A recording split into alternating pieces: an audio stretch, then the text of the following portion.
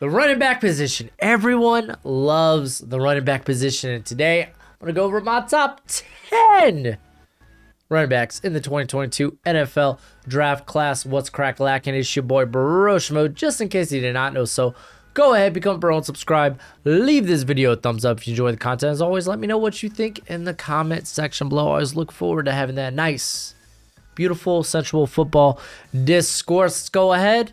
Start number 10. Zamir White. Got him at 114 on my big board. And admittedly, I'm not the biggest fan of Zamir White. I don't think he's that dynamic of a running back. I mean, if you're not new to the channel, many of you know I'm a lover of Kenny McIntosh. I thought he was a guy that deserved way more touches than said Zamir White. But Zamir White is a former 5-star. May not be that dynamic, but his running style, it's very translatable to the NFL. I think he's more than good enough to find himself a place in a committee backfield, but I don't think he's going to wow you too much in the passing game. And typically, I like my running backs to be able to do a little something in that regard. Though it's really his testing that put him over the edge, that that vaulted him into my top 10. His testing was just phenomenal. And he's a guy that I already think will translate exceptionally well. He's a physical runner, 77 forced missed tackles on 358 career carries. Contact balance isn't all that, and he has had trouble maintaining balance when changing direction. But he has a good initial burst. Once he takes the handoff, he can get nimble between the tackles. And when he gets to the second level, man, sometimes he could run a bit too high, and that's when he's brought down. But for all intents and purposes, he's a guy that's going to be a solid running back in the NFL. And you can't hate that. I got him currently with a 4th round grade. I think that's about right. Zamir White, a guy that I have, again, been critical on again because I like me more dynamic backs typically, but I cannot deny that he's a guy that will translate exceptionally well. That's why you find yourself here, number 10. What a crazy, never expected him coming out, have a 4.4 40. Good on you, my friend. Good on you. Well, I guess with that said, let's go to number 9, Rachaad White out of Arizona State. A guy that initially I was like, I feel like he's more receiver than running back. He really got his first go in the 6-game season for Arizona State back in 2020 for the Pac-12 in general. And he impressed. This dude's insane in space, but he had a lot of fumbles during that time. I mean, he had 2 fumbles on, I say a lot of fumbles, 2 fumbles on 42 attempts. On that small sample size, it's kind of worrisome, but throughout all of this past season, no fumbles. Good on you, my friend. Good on you. The missed tackle rate, pretty average, if anything, but it's what he can do once he can break it loose on any given moment. This dude just, he moves smooth. And just, you could go look at what he did he didn't run like the most prolific route tree in college football at Arizona State. They're a team that really likes dishing screens out to their backs, which he took a lot of, but the dude had over 425 receiving yards while also almost having over 1,000 yards rushing. The dude was just good. He was one of the scarier running backs in all of college football. Though when he went to the Senior Bowl, I would say he didn't look nearly as fluent doing other routes. So I thought that was something. I was thinking this guy, man, he could probably change positions. I don't really think that's the case anymore. I don't really feel like he's more receiver than running back. Just feels like he's more of a guy, a playmaker. He's more of a guy you want the ball in his hands. And how are you going to get it there? Well, screen's the easiest way. But didn't look fluent as a route runner, something he needs to get better at, because he's just so prolific with the ball in his hands. You want him to get good at that. I think he translates best to zone blocking scheme. He's not really a guy that is patient between the tackles. I thought we saw a little bit more discipline in his in how he runs the football between the tackles at the Senior Bowl, but still, I'm going to take the larger sample size and be like, maybe a zone blocking scheme where you get to go lateral for a little bit before you see that hole and you just cut and go, rather than, kind of wait for blocks to open up. So go with that. He's a bit indecisive in that regard. So I like tosses. I like stretch plays. I like getting this guy on the outside. I think that's going to be his bread and butter. 20 on the bench was impressive. The 38 vert was impressive. This guy is impressive in general. Got him pretty close to Zamir White. You're going to notice that because, again, I'm not a guy that likes to draft run backs in the first round, when, quite frankly, we're not going to see one in this draft. So you're going to see a lot of these guys clustered together, as he's only 4 spots higher than Zamir White. And then at number 8, a whole 3 spots higher than White, than Rachaad White, right? There we go. Is Brian Robinson out of Alabama. I think he's the premier power back in this class and runs a heck of a lot faster than you would anticipate, running that 4.53. I like it. I like it a lot. He was a backup for the most part through 4 seasons there at Alabama, behind a guy like, Najee Harris. The dude was legit, but hey, he got the bulk load of the carries this year. And you know what he did? He was 6th in the nation in forced missed tackles. No surprise. This guy's built like a boulder, dude. I love the physical. I love the violent running style. Thick arms, thick thighs. The guy is just thick. Let's call him Thickums. We're going to call him Thickums from here on out. Speed is, I think long speed is still a bit of a concern. As you could tell, he's not explosive. You could see that in like the vert and the broad, the explosive drills. It's like, yeah, you could tell like he's a guy that has to get going before he gets to that high speed. His longest run, if you take out the 63-yarder he had against New Mexico, was a 24-yarder this past season. The longest of his career, if you, again, take out the New Mexico 63-yarder, was a 37. He's not going to be a guy that breaks off the big run. He's a guy that can maybe consistently get you a first down, but he's not going to be a guy that can take it all the way to the house. He doesn't do much in pass protection, though I do like that the dude just loves to lay a hit, man. You got to appreciate that. He did that at the Senior Bowl in pass blocking drills versus Chan and Tyndall, and he lost the rep, but he laid a freaking wicked hit. So if he get a bit more consistent of that, we could maybe see him. It could be possible to see him on passing downs, but early on, he's going to be a power back, a short yardage back. That's going to be his bread and butter. There's a role for him in the NFL. That's why I got him here. 107.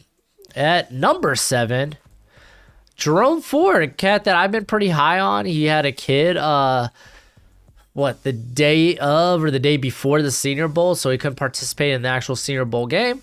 But I thought he did enough during Senior Bowl practices to impress. Like, he's a transfer from Alabama, transferred to Cincinnati in 2019, and I just love this guy's running style. He's patient. The vision's real good, and he cuts and goes like almost immediate. I like that. He's got some real giddy up 4.46. I like it. The dude can break the long run if he wants. I'm surprised that he was pretty average to above average, pretty average in the explosive drills. But you go back to the tape, you see the explosiveness there. So I like that. I think he's got legit breakaway speed. He was up there in forced missed tackles this past season. He was, I think, 11th before getting hurt for like a game and a half. But yeah, no, I think the dude's got decent contact balance. It's not like it comes and goes. Again, where he was really racking up the yards was just they were unable to catch him. He would hit the hole and he'd be gone. Fumbles were a concern entering this past season, as he had 3 in 2020 alone on only 73 carries, but he only had 1 fumble this year on 160 carries. So hopefully that is something that's in the past. Let's put that in the past. Ford, let's just put that in the past. He's one of my more favorite prospects here. It hurts me not putting him in the top 5, but is what it is. He's going to be close to these. I think I'm going to say like the top 2 are in a tier by themselves. Then there's one other guy I really, really like. And then after that, everyone else is pretty close. So he was close to that number 4 spot. And then number 6, I got James Cook. This dude is probably the premier scat back in this class. He's the younger brother of Dalvin Cook.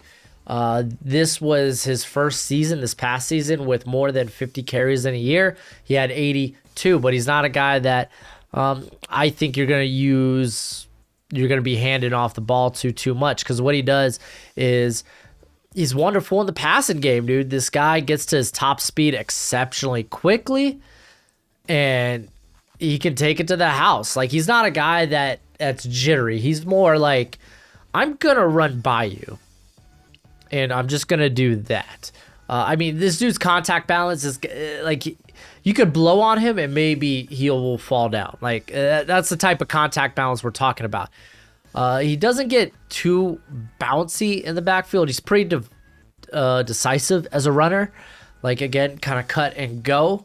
But a lot of his game is straight line speed. There's not too much creativity in his running style. Again, it's just hey, I run real fast past you.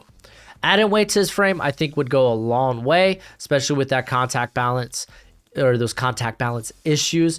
But dude's going to be one of the more premier pass catchers in this class. He has 57 career receptions with 13 forced missed tackles. He displays very soft hands. He actually ran a pretty darn good route tree this past season at Georgia. I like this cat. And then number 5, Pierre Theron had a great combine. He showed good at the Shrine Bowl, where in the Shrine, like you can't really, with running backs, you're gonna get the most from them during the game, right?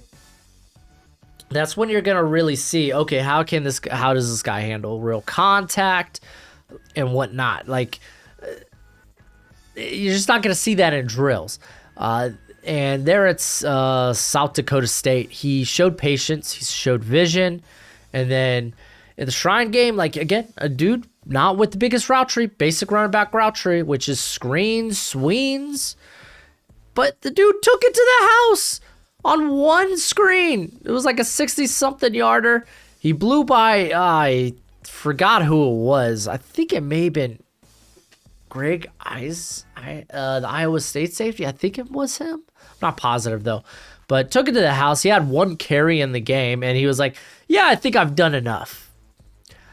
Well, I'm done here. But, yeah, this dude was nuts. His combine was great. He insane vert, insane broad, ran a 4.73, and I didn't expect that because for all intents and purposes, this cat didn't really show that type of speed, I think, on film. I mean, he's running there against lower competition, so you do expect him to be the better athlete of the bunch, but I think he's considerably the better athlete. Like, I think this dude could have hanged in the FBS. I really do. And I initially thought maybe he doesn't have the home run speed, like, but maybe he does. I'm still kind of like I don't know about him in the passing game, but I mean, he's had enough, like he was seldom used in the passing game at South Dakota State, but there's enough there to entice me that he can take on a larger role. He took a he took a large sum of the volume there for the Jackrabbits, and like straight up, man, I like this cat. As long as you don't have him like throwing the football. I mean, he did throw 5 touchdown passes through his career. None of them were pretty passes though. But yeah, I got him at 98. He's probably going to be a guy I'm higher on than the consensus. I'm cool with that. I really think this cat's game translates well to the NFL. And he came in a better athlete than I expected. So good on you, my friend. And then Tyler Algier. I always have to ask. Hey, let me know what the pronunciation is in the comment section below.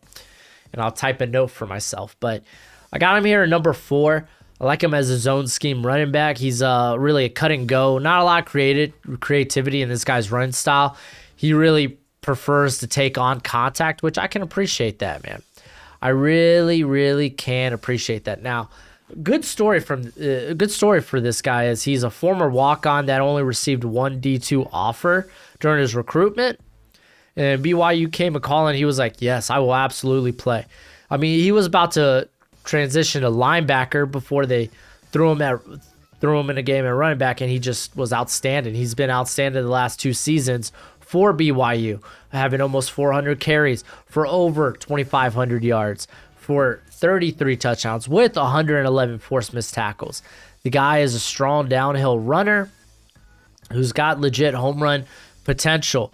He gets to that top speed very quickly, and it might not be like, again, you look at 4.6 and it's like, he's not that fast, but he gets that speed very quickly. He switches gears really, really well. Now, he's good at finding lanes, and again, I kind of talked about he's a guy that kind of relishes contact. He's not going to like try to put a move on you. If anything, he's going to lean into you and try to mow you over. He's a very no-nonsense runner. Like you have him open in space, and he might go towards a tackle just so he can lay a lick. That's the type of mentality we have here when we're talking about Tyler. I'm going to call you by your first name because I can't say your last name. When it comes to his route tree, again, it's your basic running back route tree. His average depth of target was behind the line of scrimmage, so not much there from the bone, but is what it is. Fumbles were an issue this past season. That's something he's really going to need to work on. But I like this cat in an outside zone blocking scheme where he can just cut and go. Just cut, go. You're gone. You're off to the races. Another guy that I think I'm going to like a lot more than the consensus. I got him at 91 on my big board. I am kind of like coming to my final grades when it comes to these prospects. So I think that could change, give or take, but he's going to remain at probably spot 4 for me. And then at number 3, Dameon Pierce out of Florida. Probably the biggest red flag is why didn't Florida feed this cat? Because this guy was freaking amazing. They loved using him in the passing game. Like, he runs a good route tree, and he can run a good route. It's just the ball skills. He's more of a body catcher than an actual snag type of guy, you know? So there is that. He had that wheel route where I forgot who he beat, but he let the ball just hit his body and it bounced right off of him. And to be fair, it was during one of the practices where it was like stupid rainy there at the Senior Bowl, but still, I like what he can do in the passing game. Through 2 seasons, 35 receptions for almost 400 yards, 4 TDs, 18 forced missed tackles. So he's forcing missed tackles on over half of his receptions. I like that. 5 of those 18 catches were on passes of 10 plus yards. So this is the quarterback looking for him downfield. I like that. I like all that. He's one of the better pass blockers too. I wouldn't say he's the top pass blocker in this class, but he's a guy I think you could be reliable in pass protection. He's very good at kind of just shrugging off contact. 39 forced missed tackles on 87 carries. He shows good acceleration, like puts the foot down and go. There are a lot of instances of him slipping on that cut. So, again, if we're kind of like nitpicking here, but I like that he doesn't get too bouncy in the backfield. He's in a shifty guy. He's a guy that's like, all right, once I'm going to see it and I'm going to go. So it's about kind of like stabilizing that plant foot and not letting it slip. Then again, he played there at the Swamp. So maybe the field wasn't to the top tier that's going to be in the NFL. Again, that's just me joking, of course. But he has... There are plenty of times on tape where he goes for like no gain or he gets stopped or maybe in the backfield. To be fair, the offensive line wasn't that great for Florida, but still I'd rather see a guy that's more, I could at least push the pile. But I do, again, he's more of a north-south guy. He's not going to do a lot of extra. He's going to take what's given to him, and I can appreciate that about him. Combined with what he can do in the passing game, I think he has a good balance of what he can do in the NFL to be a very good committee back. That's why I have him so high. I love the center of gravity, 5'10", 218. I like that low center of gravity. It's going to make him hard to bring down. So, yeah, got him up here. And he probably has the best line from the combine when he was doing the bench, where he told the guy that was going to grab the bar, don't touch that B word. So don't, if you ever catch yourself in the gym with Pierce, don't spot him. You don't need to. And then these two guys, they're in a tier by themselves. They're actually ranked behind one another, like 1 and 2. So it's kind of like 1A, 1B. So I got Breece Hall here at 2. He could be 1 any given day for me. Like, this dude has the tools to be a bell cow in the NFL. You love that size. And then you love what he just... A 4.39 is insane in the 40. The vert was insane. The broad was great. Like, the dude was good. He was running behind a very pedestrian to below average run blocking line there at Iowa State. He got hit in the backfield a ton there. But this dude was special at making something out of nothing. I think his burst and his explosiveness is a bit better than what people give him credit for. While it's not like, I think, high tier, I think it's good. It's good. You see this guy burst out his cuts fairly quickly. He was 4th in college football with forced missed tackles. He's got a good sturdy base, good contact balance. You like that. And I mean, when it comes to him as a pass catcher, basic running back, route tree, swings, screens, planes, trains, and automobiles. You know what I'm saying? But I mean, he's a dude again that can create from nothing. I like that. I think that translates to the NFL. A guy, his frame will, if anything. And I got him right here at 54, man. I'm pretty high on him. And then Kenneth Walker, everyone should have known he was number 1 once I said Breece Hall. He was a transfer from Wake Forest, moves to Michigan State where they have a lot more NFL rushing concepts. So a lot of his game is translatable to the NFL. And I like how he tested it out. He showed explosiveness. He showed incredible speed. A lot of people don't really talk about him, but I think his blend of power, speed, explosiveness is a lot better than what people give him credit for. He led college football in forced missed tackles with 92. I think he's got enough wiggle, enough shake to kind of like shrug off defenders. We saw that all year this year. He's got good patience and vision as a runner. Again, man, this guy feels like the total package. It's just the question mark is he wasn't used on passing downs. He wasn't used in pass protection, nor was he used many times as a receiver. That's the big asterisk. But when you look at his skill set, it's like, okay, he's probably a guy I can still rely on with the basic running back things in the receiving game. He's someone that can get it done and can execute it if I need him to. So, big fan of this cat, him and Breece Hall. However you have them ranked, I'm not gonna fret about it. I think it's Kenneth Walker, Breece Hall, and then the rest of this class. That's kind of how it goes here. So, yeah, you let me know who are some of your favorite run backs in this class. Who do you think should have been on this list? I'm sure we're going to see a ton of Isaiah Spiller in the comment section. A guy that I've kind of started liking a lot recently is Devontae Price from Florida International. He's kind of reminiscent of Joe McKnight. So we're gonna do these rankings again in a few more weeks, right before the draft, and I'm gonna come out with comps for you. Because some of y'all always ask for comps. I hate giving out comps because people take it too literally sometimes. But I'm going to give it to you. So be on the look for that. But until next time, you be easy, my friends. Later.